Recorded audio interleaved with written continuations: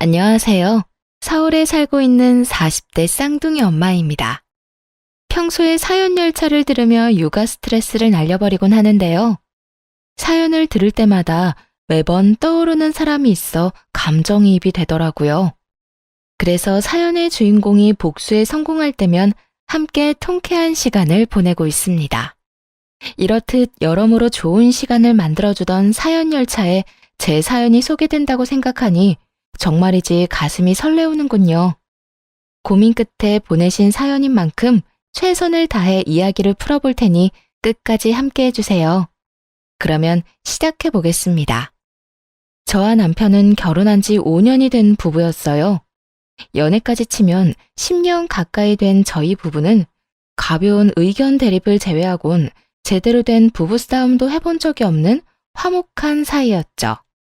남편은 배려심이 깊었고 저에겐 세상 누구보다 다정한 사람이었죠. 그리고 그런 남편을 너무나도 사랑했고요. 이런 저희에게도 걱정거리가 있었는데 그건 바로 아기였죠. 처음 2년은 신혼생활을 즐기기 위해 미뤘지만 그 후 3년 동안은 열심히 노력했는데도 임신이 잘 되지 않더라고요. 힘겹게 임신하면 유산을 해버렸고 그런 과정 속에 저희는 점점 기대를 접었어요. 그리고 5년이 되던 해에 남편이 결심을 했는지 이렇게 말하더라고요. 여보, 우리 이제 아기는 포기하는 건 어때? 응? 당신 많이 힘들어? 기다리는 것도 지치는 일이긴 하지. 그것도 그렇지만 난 당신이 더 걱정이야. 아기가 있으면 좋긴 하지만 사실 우리 지금도 충분히 행복하잖아. 이 행복한 시간들을 임신 때문에 기대했다가 실망했다가 하는 게 아깝다는 생각이 들어. 내가 힘든 건 둘째치고 당신이 너무 힘들어하는 것도 더는 보기 싫고 말이야. 그건 그렇지만 당신 정말 괜찮겠어? 당신 아기 가지고 싶어 했잖아. 아기는 나만 가지고 싶어 했나? 당신도 마찬가지잖아. 설사 나만 원했다고 해도 난 아기보다 당신이 더 중요해. 그러니까 이쯤에서 포기해도 난 정말 괜찮아. 우리 이제 임신 걱정은 묻어두고 지금까지 그래왔던 것처럼 신혼 기분 내면서 살자. 고마웠어요.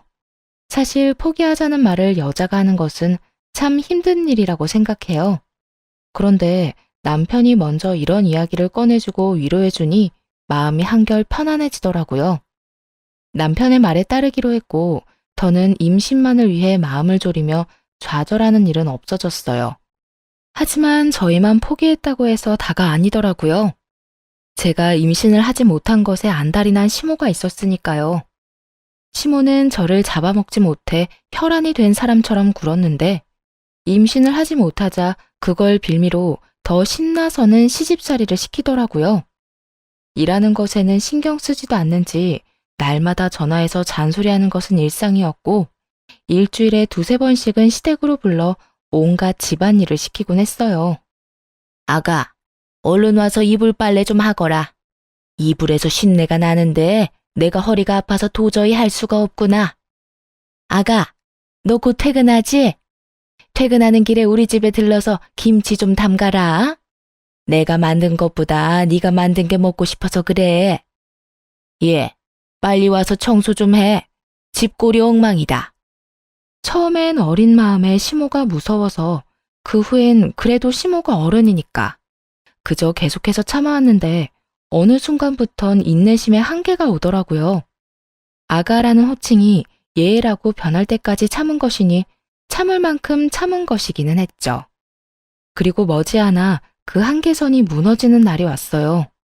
그날은 퇴근을 하고 집으로 향하던 길이었는데 시모에게서 연락이 오더라고요. 설마 하는 마음에 전화를 받은 것이 꺼려지긴 했지만 한번 전화를 걸면 받을 때까지 하는 시모를 알기에 전화를 받을 수밖에 없었죠. 네, 어머님. 전화를 왜 이렇게 늦게 받는 거야? 너 어디니? 집이니? 아니요, 지금 거의 다 왔어요. 왜 그러세요? 아직 밖이구나. 마침 잘 됐다. 지금 당장 장 좀 봐서 우리 집으로 오거라. 지금이요? 왜요? 무슨 일 있으세요? 무슨 일 있으니까 널 부르지. 내가 심심해서 널 부르겠니? 너 내 친구들 알지? 친구들이 우리 집에 온다고 했었는데 내가 깜빡했지 뭐니. 저녁 시간대니 맨입으로 보낼 수도 없고 그렇다고 배달 음식 시켜 먹이면 뒤에서 날 얼마나 흉보겠어? 이제 네가 지금 당장 우리 집에 와야 하는 이유 알겠지? 알았으면 잔말 말고 얼른 와. 네? 지금이요? 같은 말 반복하게 할래? 아, 오면서 돈도 좀 뽑아서 봉투에 담아오고. 친구들 보는 앞에서 내 용돈도 좀 줘야 내가 기가 살지. 그렇지 않아도 남들 다 있는 손주 하나 없다고 애들이 얼마나 불쌍히들 보는데 네가 그 정도는 해줘야 내가 고개라도 들고 다니지 않겠니? 그날따라 시모의 한마디 한마디가 얼마나 제 가슴을 후벼 파는지 도저히 듣고만 있지 못하겠더라고요. 평소에도 남편에게 이런저런 핑계로 돈을 뜯어가고 있다는 걸 잘 알고 있던 터라 이대로 넘어가면 안 되겠다는 생각이 들기도 했고요. 저 못 가요, 어머님. 뭐? 너 지금 뭐라고 했니? 못 온다고? 네, 저 못 가요. 지금 집에 다 오기도 했고 저도 사람인지라 피곤하네요. 그리고 앞으로 이런 식으로 막무가내로 부르면 못 갈 예정이니 어머님도 그런 줄 아셨으면 하네요. 평소 시모에게 불만을 털어놓은 적이 있긴 했지만 이런 식으로 단호하게 말을 한 적은 처음이었어요. 전혀 예상치 못했던 반응이었는지 시모도 당황한 듯 말까지 더듬거리더군요. 그러면서도 어떻게 해서든 저의 길을 죽이려고 애쓰더라고요. 너 지금 네가 뭐라고 하는 줄이나 알고 짓거리고 있니? 애도 못 낳아서 집안 대를 끊어먹은 것이 뭘 잘했다고 시험이 말에 온다 간다 말대꾸야. 넌 그냥 내가 오라고 하면 오고 가라고 하면 가면 되는 거야. 어머님, 저 어머님 며느리지 어머님 종 아니에요. 그리고 애 하나 못 낳는다니요? 엄연히 따지면 그게 제 잘못도 아닌데 어머님은 왜 늘 그런 식으로 말하세요? 병원에서도 저희 둘 다 몸에 아무 이상 없다고 했고 저희도 이때까지 많이 노력한 거 누구보다 더 잘 아시잖아요. 그러니까 다신 그런 식으로 말씀하지도 말고 이런 식으로 저 부르지도 마세요. 그래? 그래서 네가 지금 아니 앞으로도 우리 집엔 안 오겠다 이 말이야? 네. 남편이랑 같이 가서 어머님 뵙는 목적으론 가겠지만 이런 식으로 어머님 댁 집안일이나 손님상 차리려고 가는 일은 없을 거예요. 그래? 그러면 그렇게 해. 대신 사람 불러서 집안일 시킬 테니 그 돈은 네가 주거라. 그걸 왜 제가 드려야 하나요? 그렇잖니. 네가 와서 하면 되는데 하기 싫다고 하니 어쩌겠어? 나는 집안일에 소질이 없고 그렇다고 더러운 곳에서 살 수는 없으니 사람이라도 불러야지. 그런데 나한테 돈이 어디 있니? 이 나이에 내가 돈을 버는 것도 아니고 이 모든 일이 너 때문에 일어난 일이니 그 값은 당연히 네가 치러야 하지 않겠어? 이게 도대체 무슨 말인지 뭐가 당연하다는 것인지 알 수가 없더라고요. 무슨 조선시대도 아니고 이런 사고방식의 시모가 이해가 되지도 않았고요. 아니요, 전혀 당연하지 않아요. 어머님 집안일을 제가 해야 한다는 법도 없고요. 설령 그렇다고 하더라도 그 돈을 제가 줘야 하는 의무도 없어요. 전 그렇게 직접 못하시겠으면 어머님 돈으로 하세요. 어머님 매달 아버님한테 꼬박꼬박 돈 받으시잖아요. 용돈 제외하고도 여러 명목으로 받고 있는 거 다 알고 있거든요. 지금 받아가시는 돈으로도 충분히 차고 넘칠 텐데 굳이 보태고 싶진 않네요. 처음 말을 꺼낼 때만 해도 전화를 들고 있는 손이 떨릴 만큼 무섭고 긴장됐는데 막상 입을 열기 시작하니 술술 잘도 나오더라고요. 그만큼 쌓였던 것이 많기도 했다는 뜻이겠죠.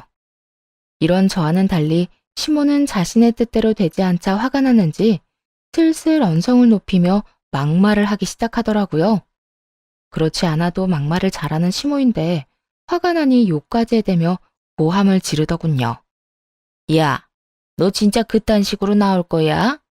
내가 너 가만둘 줄 알아? 내가 지금 당장 가서 네 머리채라도 잡고 끌고 와야 정신을 차릴래? 좋은 말로 할 때 얼른 와서 네 할 일 해. 마음대로 하세요. 어머님이 뭐라고 하든 그 일은 제 일이 아니니 절대로 못 가요. 야, 야, 야! 시모는 고함을 질러댔지만 그러거나 말거나 할 말을 마쳤으니 전화를 끊어버렸어요. 그 뒤로도 휴대전화가 뜨거워질 정도로 시모에게서 전화가 왔지만 받지 않았고 결국 배터리가 다 되어 꺼지자 이번에는 남편에게로 전화가 오더라고요. 넌 도대체 뭐 하길래 네 마누라가 나한테 그딴 식으로 구는 게야? 무슨 일이길래 다짜고짜 화를 내? 우리 집사람이 왜 싸웠어? 싸워? 싸우기는 무슨 일방적으로 네 엄마가 당했어. 아니 글쎄 오늘 우리 집에 좀 오라고 했더니 네 마누라가 뭐라고 했는지 아니? 자기는 며느리지 종이 아니라고 하더라. 며느리면 며느리답게 시어미가 부르면 제깍제깍 와서 일도 하는 거지. 그거 보고 종이니 나발이니 말대꾸나 해대고 말이야. 오늘도 그래. 내 친구들 오니 집에 와서 손님상 좀 차리라는 게 그렇게 힘든 부탁이니? 막말로 애를 못 낳으면 다른 거라도 잘해야 하는 게 맞잖아. 남편의 성격을 알기에 굳이 알리지 않았던 것인데 시모 스스로 자신의 무덤을 참 정성스럽게 파고 있더라고요. 남편의 표정은 점점 더 굳어져 갔고 애 이야기에서 더는 참을 수 없는지 화를 내기 시작하더군요. 엄마, 요즘도 집사람한테 그런 말로 구박하고 있었던 거야? 내가 한 번만 더 그런 걸로 집사람 못 살게 굴면 가만 안 있는다고 했지. 그리고 엄마 집 일은 엄마가 좀 해.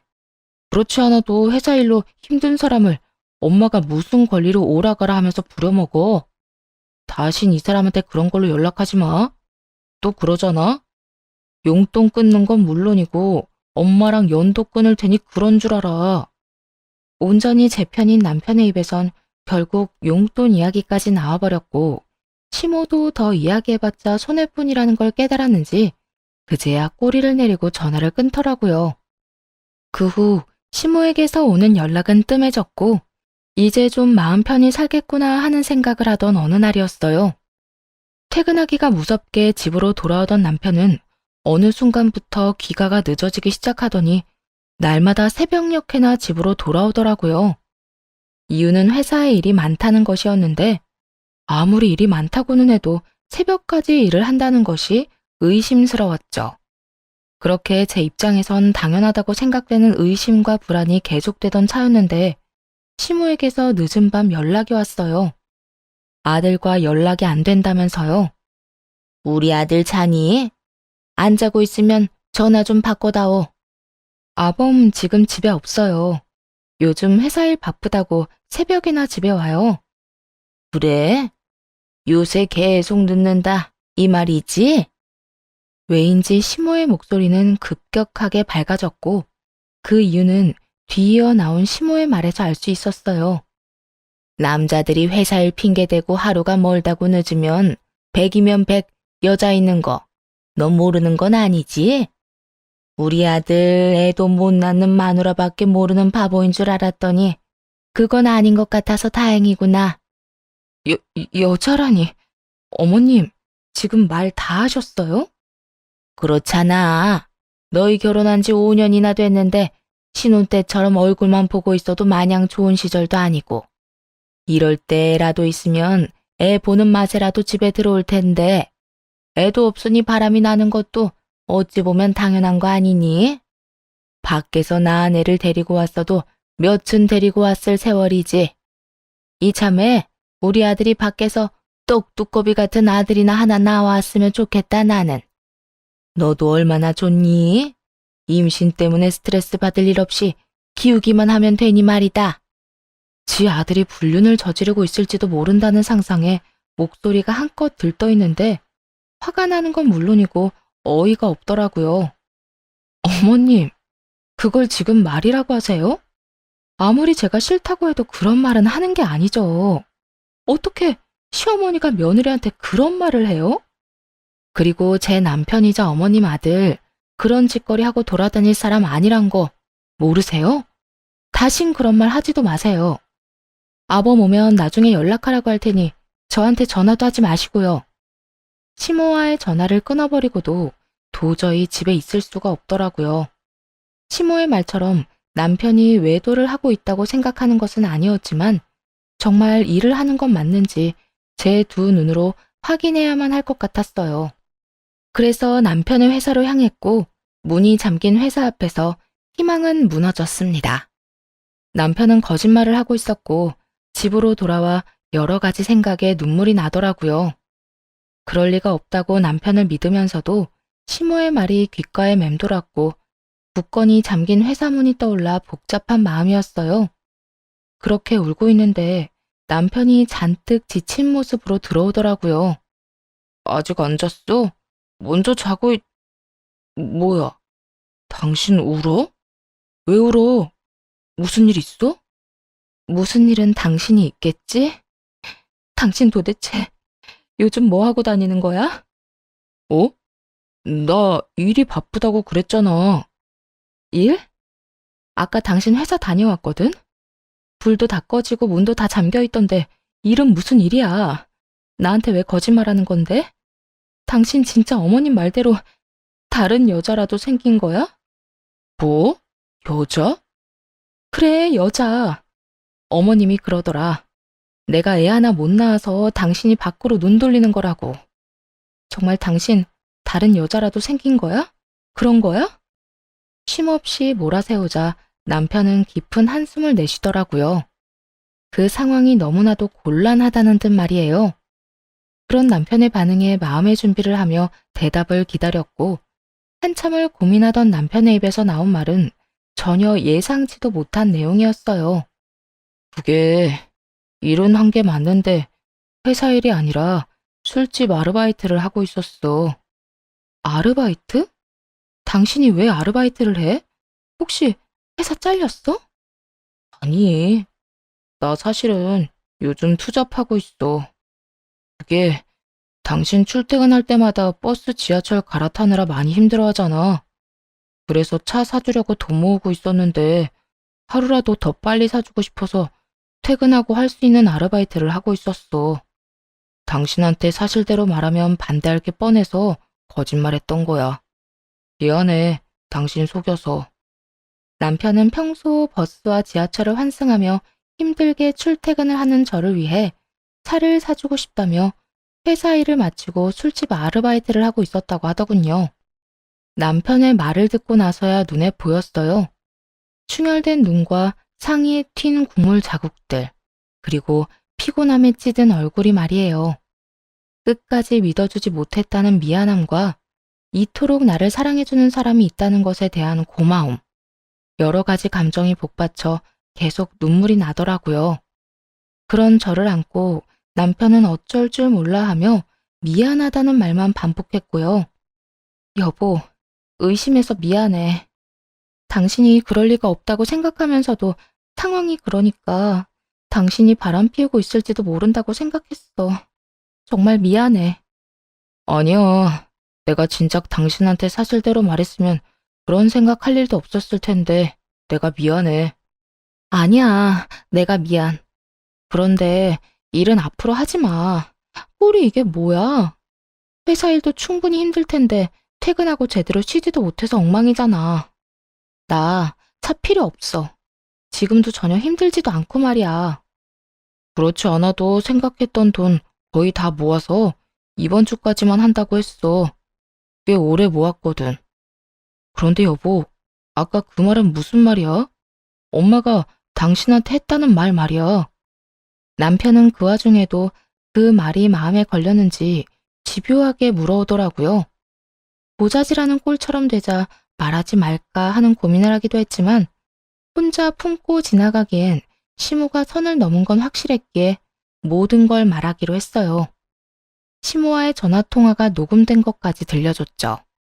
두 눈을 꾹 감고 녹음 파일을 반복해 듣던 남편은 무언가 결심한 듯 감은 눈을 뜨고는 저를 데리고 시댁으로 향했어요. 새벽 3시가 다 되어가는 시간이었죠. 신부는 자고 있을 것이 뻔했고 남편은 걷잡을 수 없이 화가 많이 난 상태였고요.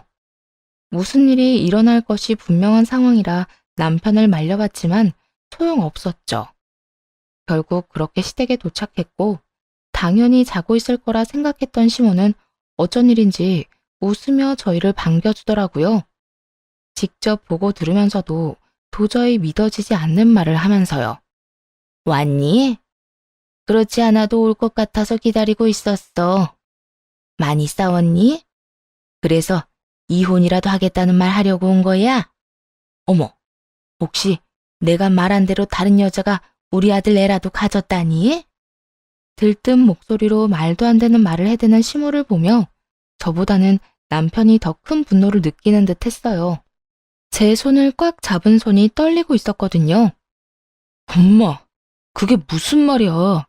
어떻게 친엄마라는 사람이 그런 말을 웃으면서 그런 목소리를 할 수가 있어? 나 결혼한 유부남인 거 몰라? 뻔히 아는 사람이 다른 여자한테 내 애가 있냐는 말을 그렇게 아무렇지도 않게 할 수가 있느냐고. 그것도 이 사람이 여기 이렇게 있는데. 아니면 아닌 거지. 왜 화를 내고 그래? 내가 뭘 그렇게까지 잘못했다고? 엄마가 무슨 잘못을 했는지 모른다는 게 제일 큰 잘못인 거 몰라? 엄마가 이 사람한테 그런 말 하면 이 사람 상처받아. 이 사람 가슴에 대못 박는 거라고. 엄마는 우리가 이혼이라도 하길 바라는 거야? 정말 그런 거야? 이혼까지는 아니더라도 밖에서 애는 나와왔으면 했지. 사진 멀쩡한 우리 아들이 애 하나 못 낳아서 마음고생을 그리도 하는데 내가 그런 마음이 안 생기겠냐고. 나라고 오죽했으면 그렇겠어? 힘들어도 우리가 더 힘들고 아기를 원해도 우리가 더 원해. 그러니까 엄마까지 낮아서 그런 말로 집사람 상처 주지 마. 그리고 나 밖에서 여자 만나고 돌아다닌 거 아니고 일했던 거야.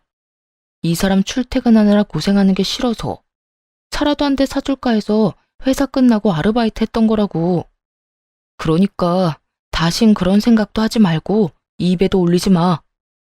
남편의 잔소리가 이어지자 귓등으로 듣지 않던 시모는 돈 이야기가 나오기 시작하자 눈을 반짝이며 남편을 바라보기 시작했어요.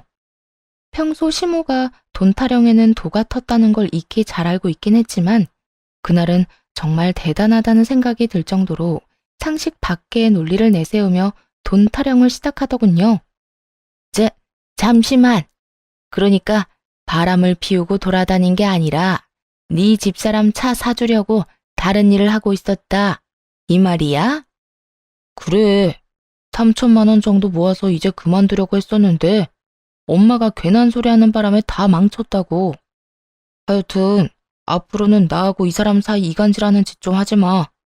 이게 뭐야? 이 새벽에. 너 진짜 미쳤니? 그 많은 돈을 왜 전현한테 쓰는 거야? 저게 시집 와서 한 게 뭐가 있다고. 아들, 그 돈 놔줘. 엄마 달라고.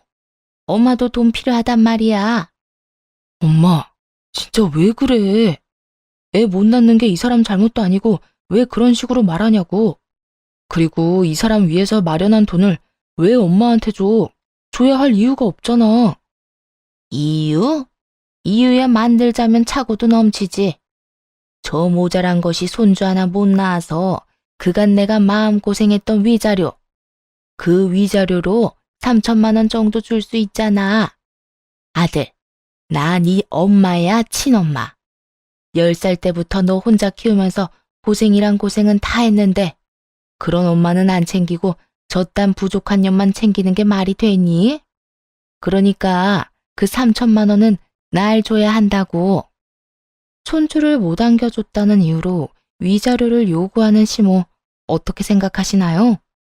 이 말을 듣는데 머리가 멍해지면서 헛웃음도 나지 않더라고요. 뭐 이런 사람이 다 있나 싶어서요. 남편 역시 입을 벌리고 그저 신부를 바라만 보더군요. 지금 무슨 말을 들은 건가 싶은 표정으로 말이죠. 저희 둘 다 아무 말도 하지 않고 있자 시모는 본인의 말이 통했다고 생각했는지 미소를 머금은 얼굴로 이렇게 말했어요. 왜? 내 말을 들어보니 일리가 있는 것 같아?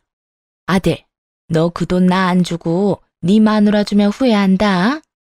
말이야 바른 말이라고 쟤랑 너랑 피 한 방울 안 섞인 남남인데 언제 어떻게 이혼할 줄 알고 그런 돈을 주니? 너희 사이에 애라도 있으면 몰라.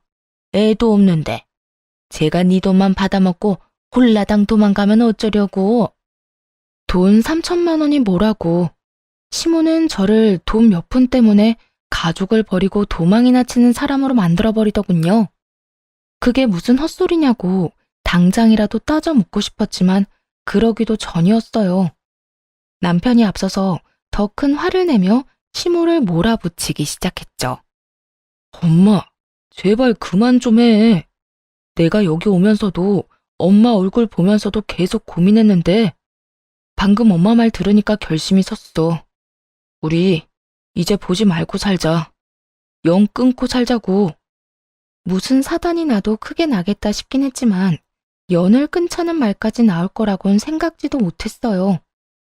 부모와 자식 간은 천륜이라는데 그 천륜을 끊는다는 것이 말처럼 쉬운 일은 아니니까요.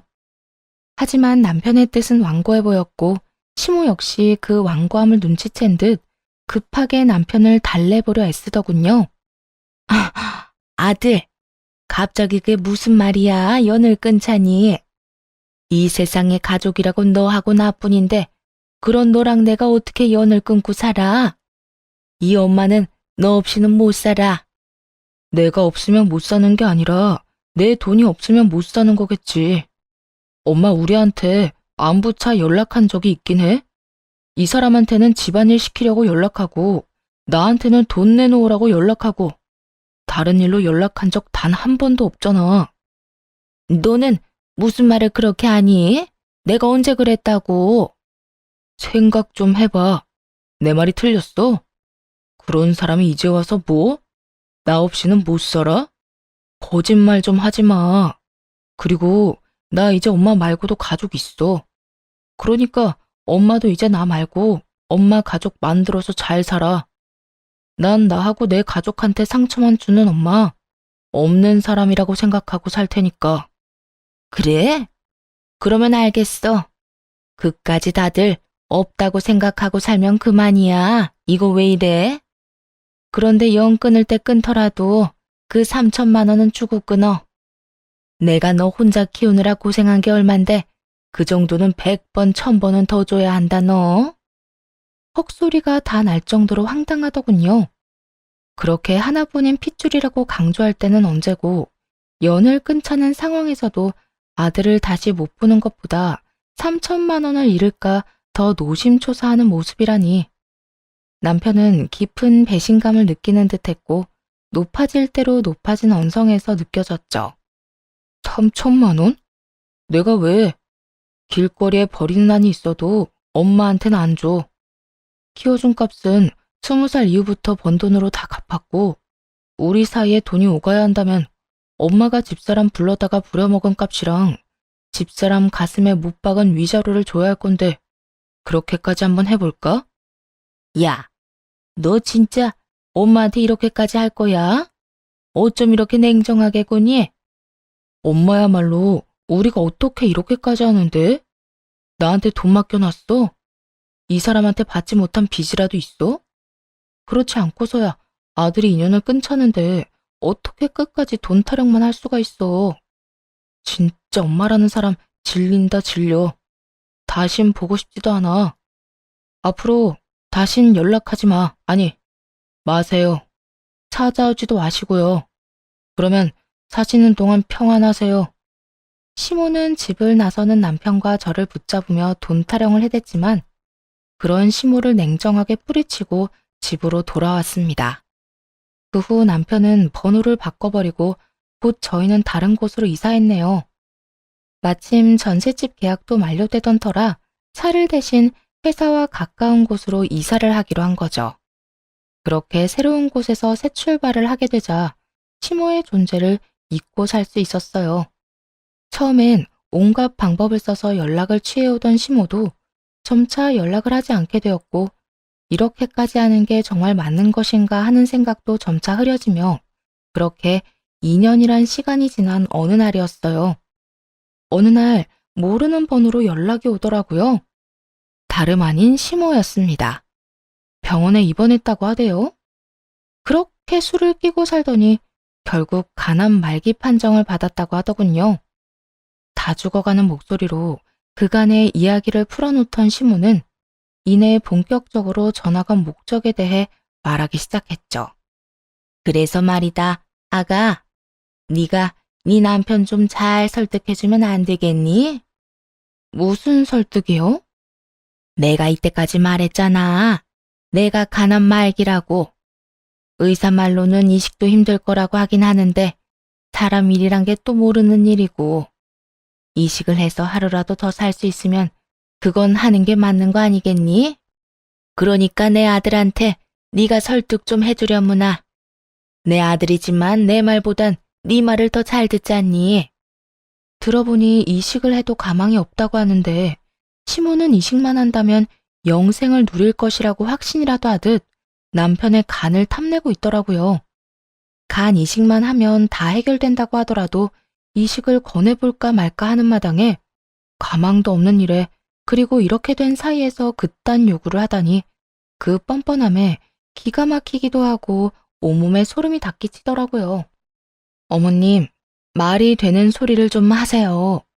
이식해서 완치된다고 해도 고민 정도는 해볼까 말까인데 의사도 힘들다고 한 마당에 제 남편이 왜 간을 이식해드려야 해요?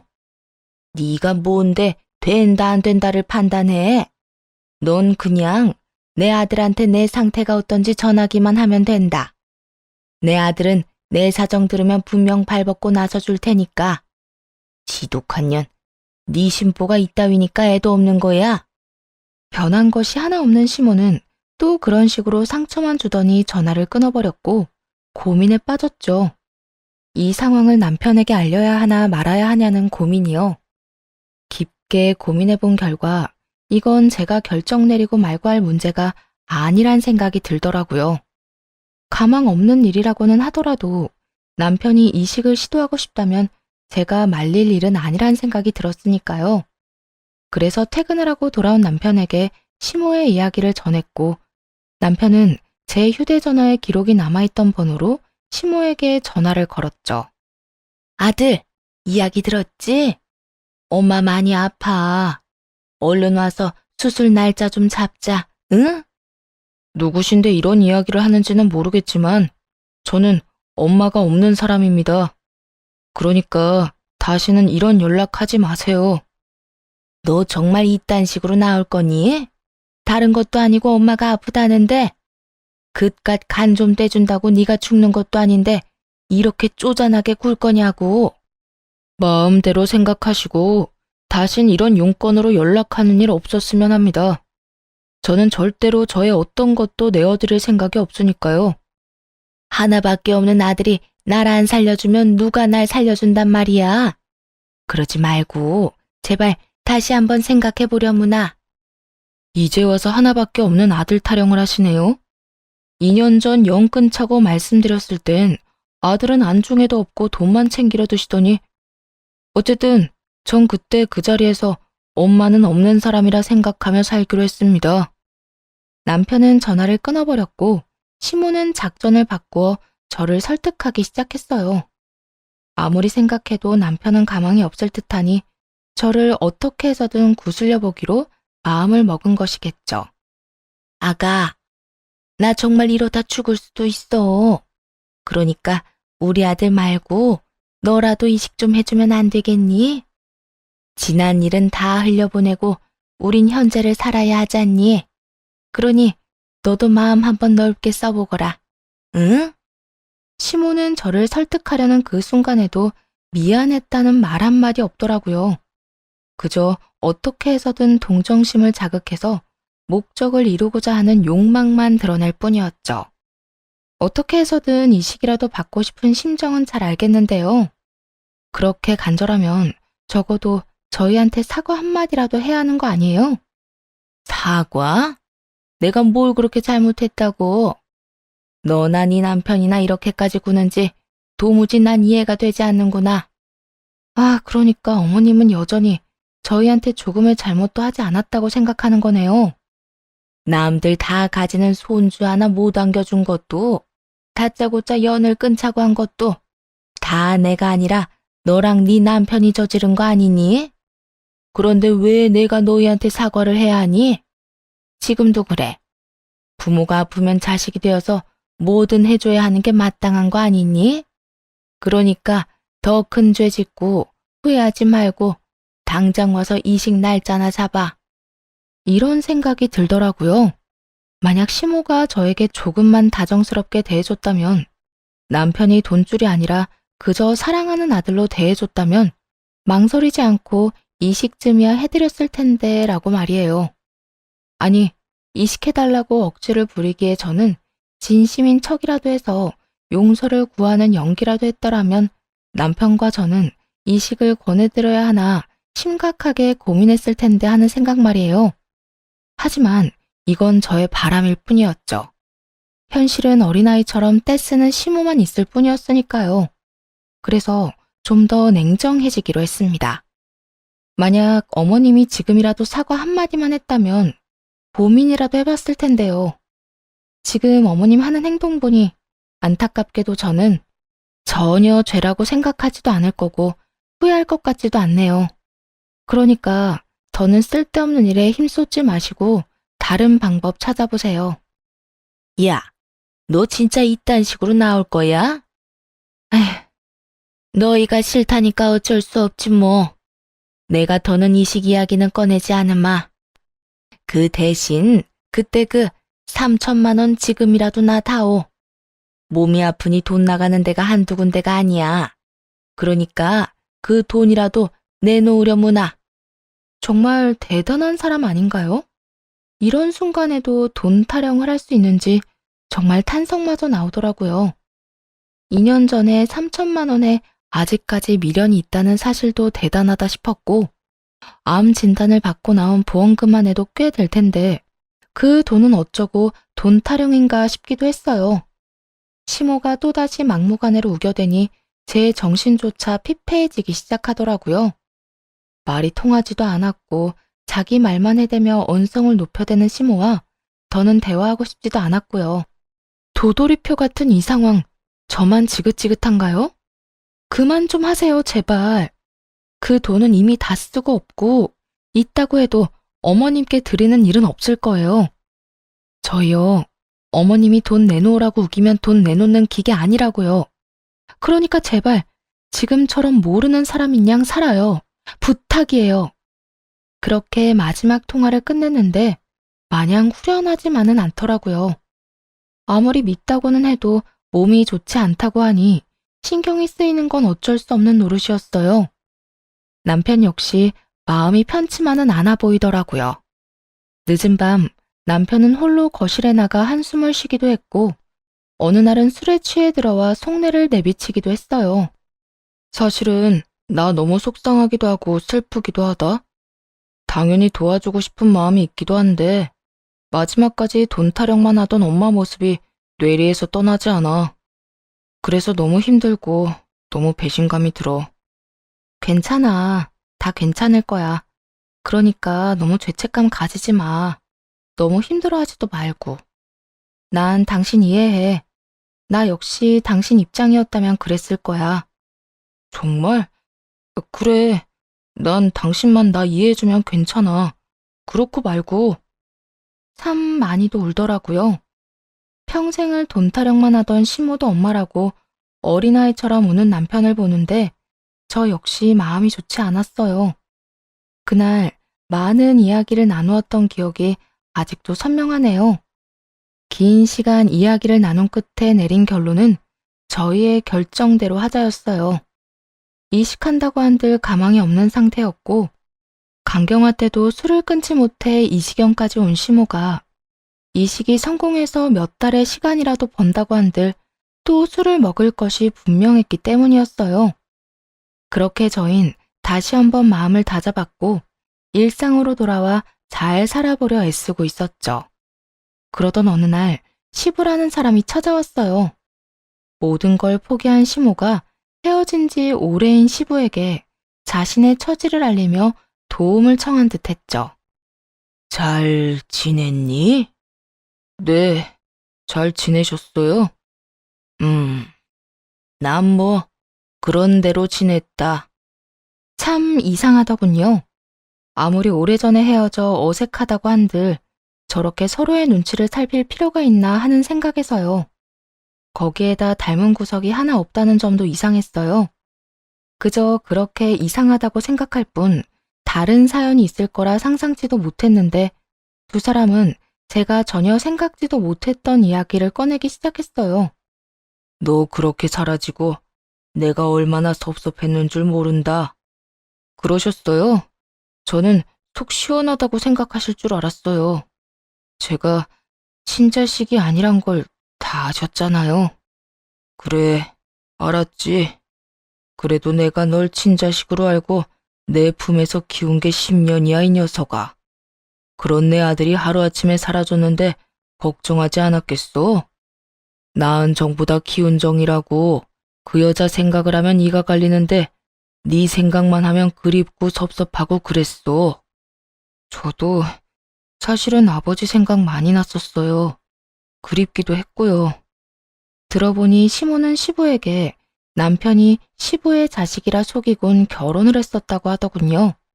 그렇게 남편과 시부를 속이고 10년을 지내다 우연찮게 그 사실을 들키게 되었고, 시모는 남편을 데리고 야반 도주를 해버렸던 것이었죠.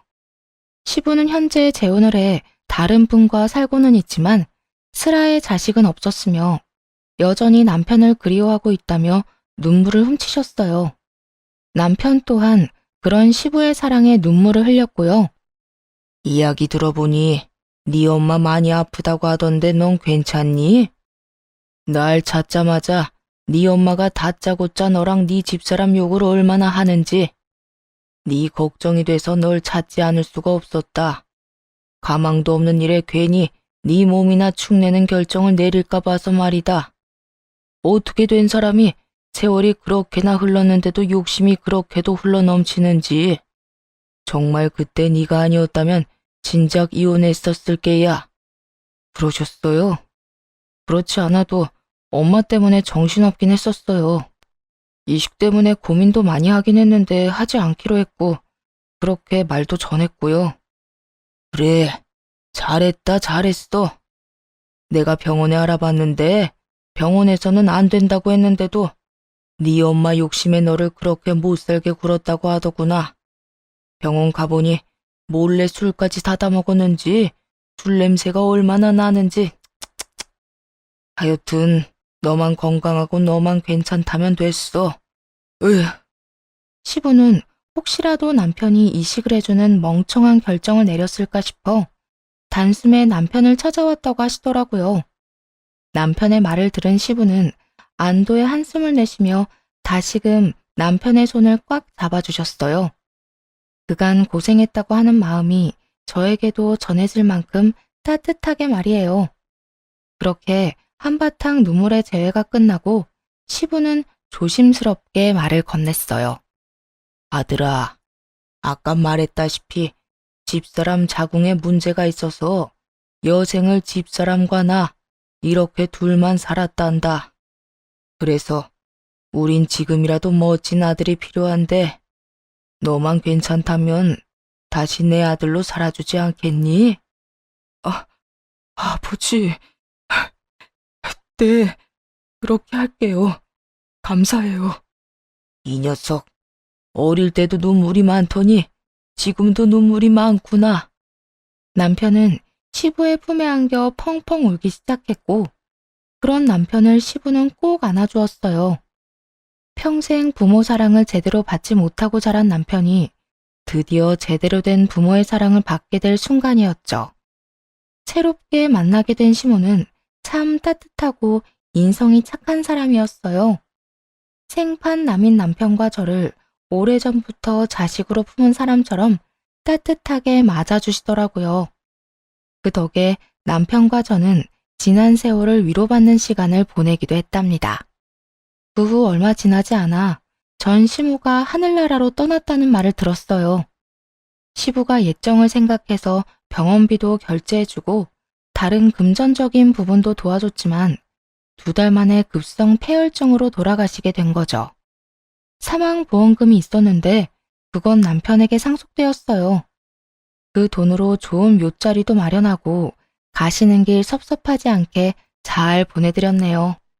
그렇게 죽은 시모가 기억 속에서 잊혀질 때쯤 시부가 큰 돈을 주시더라고요. 아버님, 이게 무슨 돈이에요? 갑자기 돈을 왜 주세요? 그게 너희 지금이라도 임신 다시 시도해보는 건 어떨까 해서 말이야. 시험관 하는데 돈이 많이 든다고들 해서 미리 이렇게 준비해봤다. 시험관이요? 그래. 너희 아직 나이도 젊은데 이렇게 포기하는 거 너무 아깝지 않니? 애를 싫어하는 애들도 아니고 계속 시도하다가 포기한 거라며. 그땐 여러모로 마음이 편한 상황이 아니었으니 힘들었겠지만 지금은 마음도 편하고 스트레스 받는 일도 없으니 다시 시도해보는 것도 괜찮을 것 같은데 어떠니? 시부의 말을 듣고 보니 일리가 있다 싶더라고요. 임신을 열심히 도전하던 그땐 전 시모의 시집살이 때문에 스트레스가 이만저만이 아니었거든요. 하지만 이 당시에는 이렇게 마음 편히 지냈던 적이 있었나 하는 생각이 들 정도로 몸도 마음도 건강한 상태였으니까요.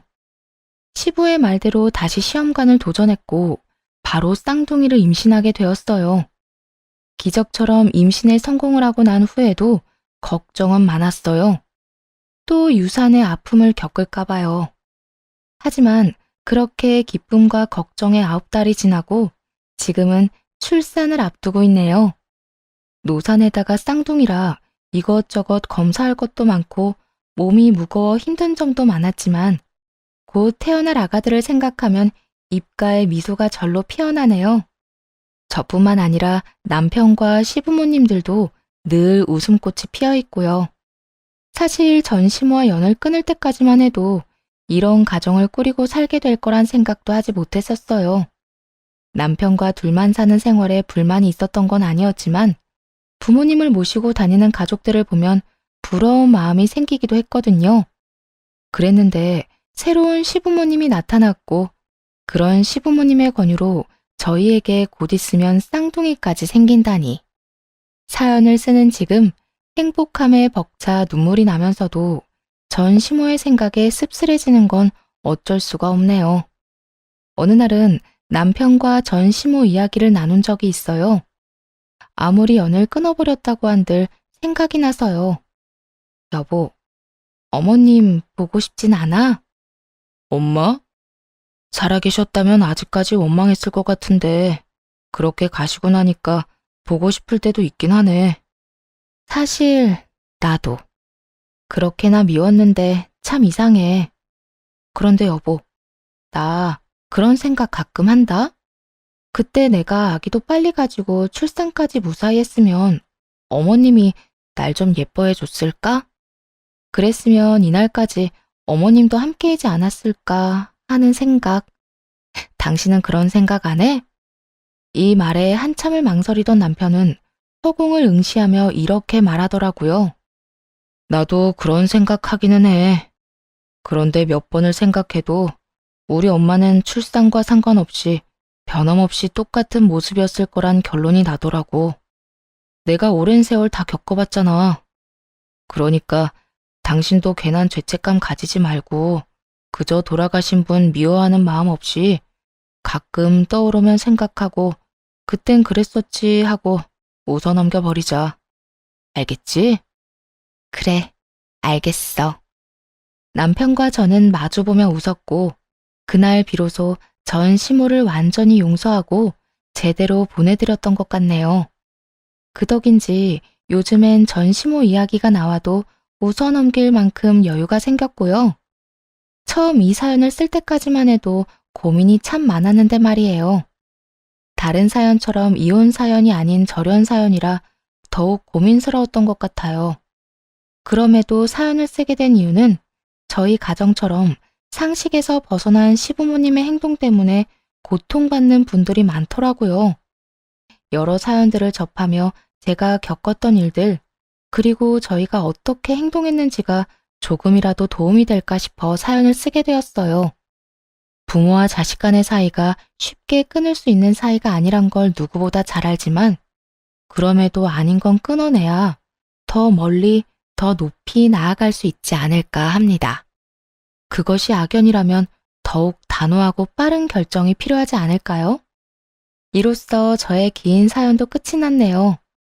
긴 사연 들어주셔서 감사드리며 다들 행복하세요.